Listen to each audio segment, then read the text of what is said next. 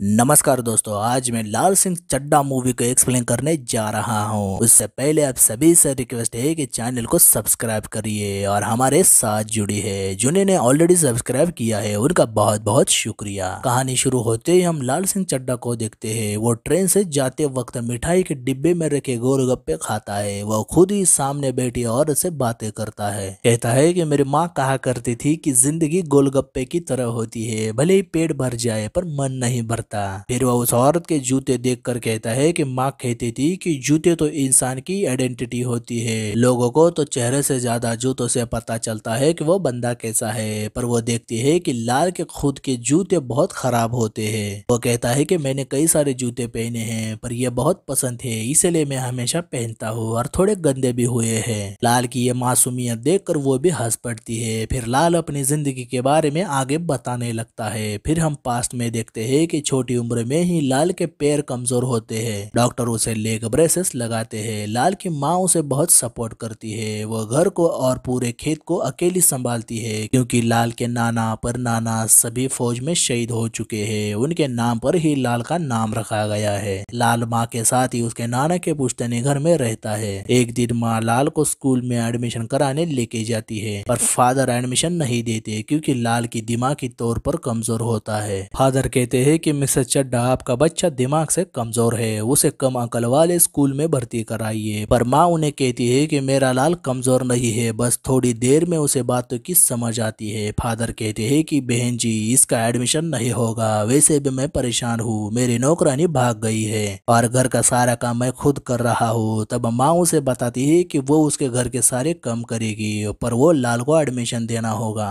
आखिर फादर उसकी बात मानते हैं और लाल का एडमिशन हो जाता है। अब लाल पहले दिन स्कूल जाता है, तब माँ उसे वह छोड़ देती है, पर लाल स्कूल के अंदर जाने से घबराता है। माँ उसे हौसला देती है और कहती है कि मैं यहीं पर बैठूंगी जब तक तुम वापस नहीं आओगे। तब लाल स्कूल के अंदर चला जाता है। अब हम देखते हैं कि स्कूल के बच्चे उसे बैठने के लिए जगह नहीं देते। वहीं पर एक लड़की रूपा है, उसे अपने बेंच पर जगह देती है। लाल उसे देखते ही पसंद करने लगता है। देखते ही देखते वो दोनों अच्छे दोस्त बन जाते हैं। लाल रूपा के सिवा किसी से बात नहीं करता। रूपा भी उसे लाल की माँ की तरह ही सपोर्ट करती है। एक दिन वो दोनों पेड़ पर बैठे होते हैं, तब लाल उसे शादी के लिए पूछता है, पर रूपा उसे देखने ही लगती है और वहां से चली जाती है और बाकी लोगों के साथ डांस करने लगती है, क्योंकि इंडिया 83 का वर्ल्ड कप जीत चुका था। अब एक दिन लाल अमृतसर अपनी मासी के पास जाता है। वहां पर बहुत दंगे होने लगे हैं। सब लोग 4 दिनों तक घर में छिपे रहते हैं। उसके बाद में उसकी मासी दिल्ली शिफ्ट होती है। वह लाल को मासी का लड़का और उसके दोस्त पसंद आते हैं, क्योंकि वो अच्छा डांस करते थे।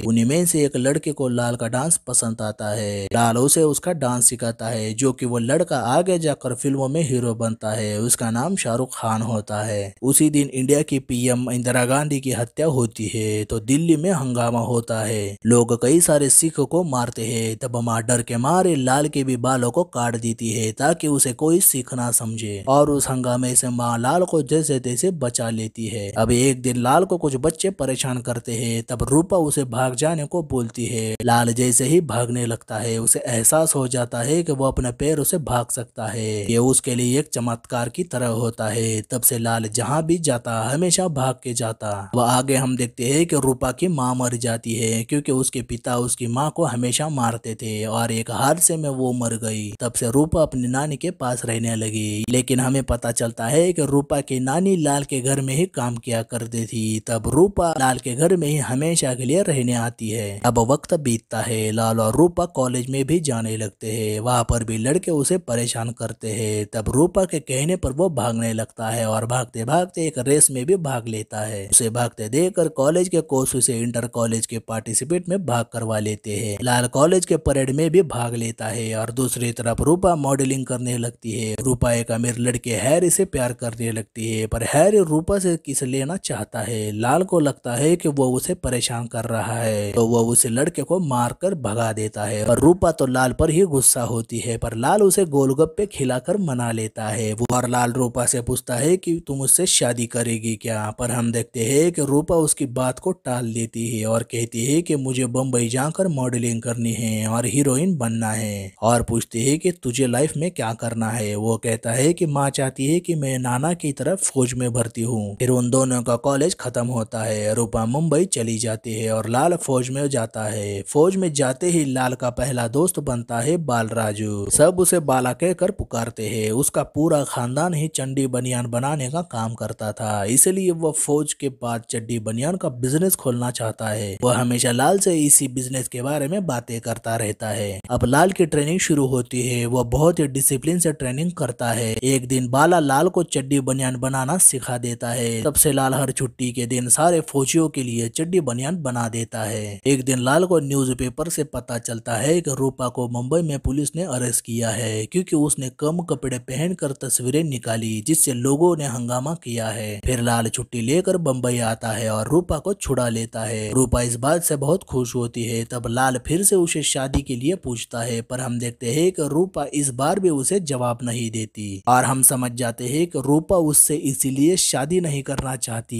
क्योंकि वो दोनों एक दूसरे से अलग है और रूपा को एक आम जिंदगी नहीं जीनी, उसे बहुत अमीर बनना है। लाल कहता है कि अगले महीने मेरी ट्रेनिंग खत्म होगी और मेरी पोस्टिंग लगेगी। तब रूपा कहती है कि ज्यादा बहादुरी मत दिखाना, अगर जान पे आई तो भाग लेना, और उसे गले लगाकर वहां से निकल जाती है। इस बार भी लाल उदास होता है क्योंकि रूपा ने उसके शादी का प्रपोजल एक्सेप्ट नहीं किया, लेकिन हम देखते हैं कि लाल तो उसे पूरे दिल से प्यार करता है। अब रूपा को एक आदमी फिल्म के लिए अपने बॉस अब्बास से मिलवाता है, पर हम देखते हैं कि वो आदमी गैंगस्टर जैसा होता है। रूपा को लगता है कि वो फिल्मों के लिए उसे काम देगा। दूसरी तरफ लाल की ट्रेनिंग खत्म होती है। वही बाला ने शादी भी कर ली थी। वो लाल को बताता है कि मैंने फौज के रिटायरमेंट के बाद का प्लान बनाया है, तू मेरा पार्टनर बन सकता है, हम दोनों मिलकर चड्डी बनियान का बिजनेस शुरू करेंगे। तब लाल उसे हामी भरता है। अब आगे उनकी पोस्टिंग कारगिल में होती है। वहाँ उन्हें एक मिशन के लिए भेजा जाता है। वहाँ के लोकल बकरा चराने वाले लोग उन्हें बताते हैं कि कुछ पाकिस्तानियों ने यहाँ पर छुप के बंकर बनाया है। अब सारी फौज उन बंकरों पर अटैक करती है, पर दुश्मन बुरी तरह से इंडियन आर्मी पर गोलीबारी करते हैं, जिससे इंडियन फौज के कई जवान जख्मी होते हैं। तब लाल को रूपा की भागने वाली बात याद आती है और लाल वहाँ से भागने लगता है। और तभी उसे बाला की याद आती है तो वो वापस जाता है, पर एक ऑफिसर उसे हेल्प मांगता है। लाल उसे उनके सेफ जगह बिठा देता है, फिर वापस जाता है, पर दूसरा ऑफिसर हेल्प मांगता है। ऐसे करते करते लाल 5 जवानों को बचा लेता है। वहीं पर हम देखते हैं कि लाल अनजाने में एक पाकिस्तानी ऑफिसर को भी बचाकर अपने ऑफिसरों के साथ बिठा देता है, पर लाल अपने दोस्त बाला को नहीं बचा पाता और बाला की वही मौत होती है। लाल उसके जाने से बहुत दुखी होता है। फिर हम देखते हैं कि हॉस्पिटल में सारे जवानों का इलाज होता है। वहाँ लाल को भी उसके पिछवाड़े में गोली लगी होती है, पर उसे पता नहीं होता। वहीं पर पाकिस्तानी ऑफिसर का भी ऑपरेशन होता है। उसका नाम मोहम्मद है। उसका ऑपरेशन होने के बावजूद वह बहुत निराश होता है क्योंकि उसके दोनों पैर कट चुके थे। इंडियन आर्मी को यही लगता था कि यह मोहम्मद वहाँ का लोकल आदमी है जो कि जंग में फंस चुका था, पर असलियत में तो मोहम्मद पाकिस्तान का था। अब अगले सीन में हम रूपा को देखते हैं। उसे अभी भी कोई फिल्म नहीं मिलती, पर अब्बास उसे अपने पास रखता है। यहाँ लाल को 5 जवानों को बचाने के लिए वीर चक्र से सम्मानित किया जाता है और वो दिल्ली जाकर राष्ट्रपति के हाथों वीर चक्र लेता है। वही हम उसकी माँ को देखते हैं। वो लाल की सफलता से बहुत खुशी महसूस करती है। अब एक दिन लाल को रूपा दिखती है जो कि एक आदमी के साथ होटल में गई होती है। तब लाल उसे भागते हुए होटल तक आता है। वहाँ देखता है कि रूपा के साथ वो आदमी जोर जबरदस्ती करके रूपा को थप्पड़ मारता है। लाल ये देखकर बहुत गुस्सा होता है और वो अब्बास के पास जाकर उसे बहुत मारता है, पर रूपा लाल को रोककर अब्बास के साथ चली जाती है। असल में लाल को अब्बास के बारे में पता नहीं होता। फिर हम देखते हैं कि लाल अपनी माँ से के घर आता है। वो रूपा के बारे में ही सोचते बैठता है। तभी रूपा का कॉल आता है। वो उसे मिलने बुलाती है। रूपा उसे मिलकर कहती है कि तुमने अब्बास को मार के अच्छा नहीं किया, वो बहुत खतरनाक है, पर मेरा अच्छा दोस्त है, वो मेरा हमेशा ख्याल रखता है और वो उसे अगली फिल्म में काम देने वाला है। पर लाल कहता है कि उसने तुम्हें मारा है, ये मुझे बिल्कुल पसंद नहीं आया। रूपा ने लाल को बताया होता है कि वो अब्बास के साथ बहुत खुश है, उसे जो चाहिए था वो सब मिल रहा है, पर असलियत में तो रूपा ने उसे सब कुछ झूठ बताया था। अब्बास एक गैंगस्टर है और वो कई आतंकवादियों से मिला हुआ था। उसने तो रूपा का सिर्फ फायदा उठाया था। अब अगले कुछ दिनों लाल अलग अलग जगह रनिंग कोच के तौर पर काम करता है। एक दिन मुंबई में उससे मिलने पाकिस्तानी ऑफिसर मोहम्मद आता है जो कि अपाहिज होता है। लाल तो उसे देखकर बहुत खुश होता है, पर मोहम्मद उससे नाराज होता है क्योंकि उसने उसे बचाकर अपाहिज बनाकर छोड़ दिया। मोहम्मद मुंबई में ही एक छोटे से कमरे में रहता है। उसे एयरपोर्ट से उसे किसी ने एसटीडी बूथ चलाने के लिए दिया है। वो लाल को अपने घर लाता है और पूछता है कि तुमने तो मेरी जान बचाई, पर तुम्हें पता था कि मैं तुम्हारा दुश्मन हूँ? लाल नहीं कहता है। तब वो उससे बहुत खुश होता है। वो दोनों शराब पीते बैठते हैं। तभी लाल उसे बाला के बिजनेस के बारे में बताता है। कहता है कि मैं चड्डी बनियान बनाकर बाला का सपना पूरा करना चाहता हूँ। वो मोहम्मद को भी बिजनेस में शामिल होने को कहता है, पर मोहम्मद हंसते हुए मना कर देता है, क्योंकि वह जानता है कि लाल दिमागी तौर से कमजोर है, वो कभी भी बिजनेस नहीं कर पाएगा। फिर हम देखते हैं कि लाल बाला के घर आता है, उसकी बीवी बच्चों से मिलता है और बाला की लगी मूर्ति से वादा करता है कि वो उसका सपना पूरा करेगा।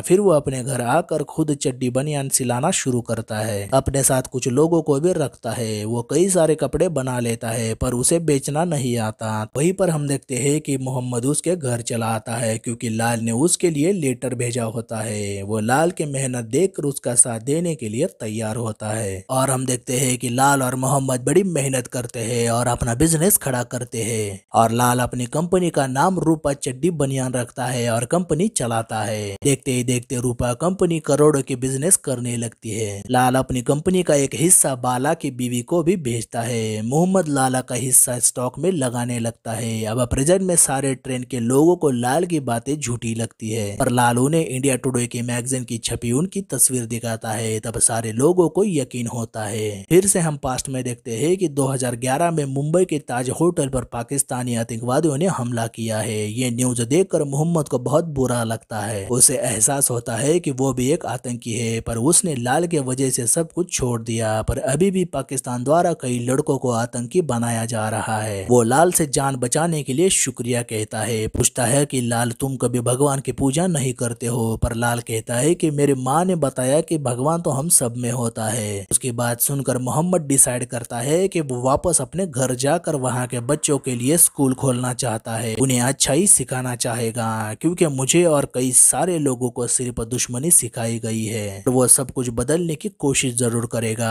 और मोहम्मद लाल से मिलकर हमेशा के लिए पाकिस्तान चला जाता है। दूसरी तरफ हम देखते हैं कि लाल की माँ की तबीयत बिगड़ती है। वो अपने घर आता है, पर उसकी माँ गुजर जाती है। तब लाल अकेला होता है और वो यही रहकर खेती करने लगता है। दूसरी तरफ रूपा की जिंदगी खराब होती है। वो खुदकुशी देने की कोशिश करती है, तो वो खुद को रोक लेती है और वापस लाल के पास आती है। लाल भी उसे वापस पाकर बहुत खुश होता है और वो दोनों यही रहने लगते हैं। रूपा लाल को जूते गिफ्ट देती है। वो उन्हें हमेशा पहन के रखता है। फिर एक दिन लाल फिर से रूपा को शादी के लिए प्रपोज करता है, पर इस बार भी रूपा उसे ना चाहते हुए मना करती है। पर पहली बार लाल उसे जवाब देते हुए कहता है कि मुझे पता है मैं स्मार्ट नहीं हूँ, मैं बुद्धू हूँ, मैं होशियार नहीं हूँ, पर मुझे पता है कि प्यार क्या होता है। रूपा उसे कहती है कि चाहकर भी वो उससे शादी नहीं कर पाएगी, कि मेरा कोई भरोसा नहीं है, मेरी अतीत मुझे रोक रहा है। पर लाल नाराज होकर सोने चला जाता है। रूपा उसे नाराज देख दुखी हो जाती है और वो उसके पास आके उससे प्यार करती है। पर हम देखते हैं कि पुलिस आकर रूपा को लेके जाती है। लाल सुबह रूपा को अपने साथ न देखकर बहुत उदास हो जाता है। वो सोचने लगता है कि वो सड़क तक दौड़ के आएगा, पर हम देखते हैं कि वो सड़क तक दौड़ते दौड़ते वो अपने गांव, फिर शहर, फिर राज्य, फिर पूरे देश भर बिना कुछ पाते हुए दौड़ता रहता है। और दौड़ते वक्त वो माँ, मोहम्मद वाली और सबसे ज्यादा रूपा के बारे में सोचा करता है। उसे दौड़ते देख कई सारे लोग उसका पीछा करने लगते हैं। वो लाल के इस दौड़ के बारे में जानने की कोशिश करते हैं। लाल को पूरी मीडिया न्यूज पर दिखाने लगती है। दूसरी तरफ हम देखते हैं कि रूपा के वजह से अब्बास को पुलिस गिरफ्तार कर लेती है और उसे भी 6 महीने की सजा होती है। और हम समझ जाते हैं कि रूपा ने लाल से शादी इसीलिए नहीं की। अब लाल सारे लोगों में फेमस हो जाता है। कई लोग उसका पीछा करते हैं। अब 7 महीने 2 हफ्ते 3 दिन भागने के बाद अचानक वो रुक जाता है और वापस अपने घर चला आता है। फिर हम देखते हैं कि रूपा जेल से छूटकर जॉब करने लगती है। वो लाल को टीवी पर देख के उसे चंडीगढ़ आने के लिए खत भेजती है और लाल ट्रेन से चंडीगढ़ रूपा से मिलने ही जा रहा है। ट्रेन के सारे लोग लाल की स्टोरी सुन के खुश होते हैं। फिर लाल रूपा के घर आता है। आखिर उसे एहसास होता है कि उसने लाल और खुद के साथ गलत किया था। वही रूपा उसे अपने बच्चे से मिलवा देती है और ये भी बताती है कि ये बच्चा उसी का है। लाल पहली बार अपने बच्चों को देखकर रो पड़ता है। उसे पूछता है कि ये स्मार्ट तो है ना, कि मेरी तरफ फुद्दू है। रूपा हंसते हुए कहती है कि वो बहुत स्मार्ट है, क्लास में हमेशा पहला नंबर लाता है। फिर रूपा उसे बताती है कि उसे एक बीमारी है। लाल कहता है कि फिक्र मत करो, मैं तुम्हारी देखभाल करूंगा।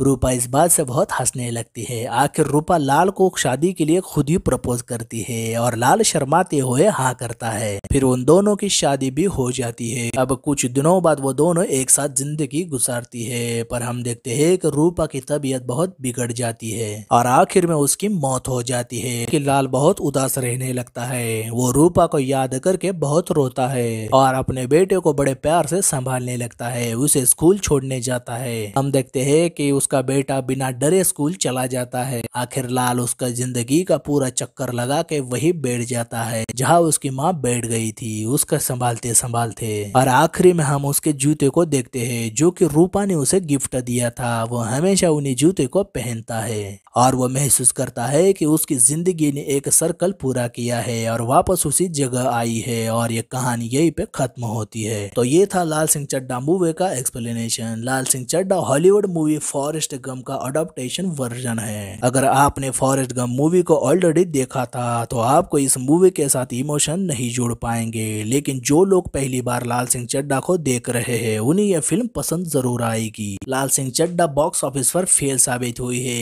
इसके कई सारे रीजन है। पहला तो बायकॉट ट्रेंड, क्योंकि फिल्म में मोहम्मद आतंकवादी का कैरेक्टर का होना, वो भी पाकिस्तान का, उस किरदार को इतना पॉजिटिव दिखाना, असल में ये बात रियल में नहीं हो सकती। जहां फॉरेस्ट गम में यही किरदार जो कि फॉरेस्ट के सीनियर ऑफिसर का है वो बहुत ही अलग ढंग से पेश किया गया है और लाल सिंह चड्ढा में तो कुछ अलग ही दिखाया गया है। दूसरा आमिर खान का किरदार, वो मेंटली थोड़ा स्लो है पर वो सब बातें समझता है, लेकिन आमिर खान ने उसे नकली पी के मूवी की तरह ही प्रेजेंट किया है। कहीं ना कहीं आमिर खान पी के मूवी की याद दिला रहे थे। उससे उल्टा फॉरेस्ट इतना सटीक है कि उसे देखकर ही हम समझ जाते हैं कि वो दिमागी तौर पर कमजोर है, पर लाल के साथ ये ओवर एक्टिंग लगती है। और फॉरेस्ट गम हॉलीवुड की one of the best movie है। उसने 6 ऑस्कर जीत चुकी है। आमिर खान ने उसका रीमेक बना के थोड़ी सी जल्दबाजी की है। इसका नतीजा सबके सामने है। हालांकि उन्होंने कुछ अलग करने की कोशिश जरूर की है। बाकी करीना कपूर, मोना सिंह, नागा चैतन्य ने भी उनका किरदार बखूबी निभाया है। और दूसरा कैरेक्टर छोटा लाल सिंह, उसने भी बहुत बढ़िया एक्टिंग की है। अगर आपने लाल सिंह चड्ढा मूवी देखी है तो आपको कैसे लगे हमें कमेंट द्वारा जरूर बताइए। और हमारा एक्सप्लेनेशन अच्छा लगे तो हमारे चैनल मूवीज एक्सप्लेन मोस्टली को लाइक, शेयर और सब्सक्राइब जरूर करें और साथ ही बेल प्रेस करें जिससे आपको वीडियो की नोटिफिकेशन मिल जाए। और मैं मिलूंगा आपको अगले वीडियो में, तब तक के लिए गुड बाय।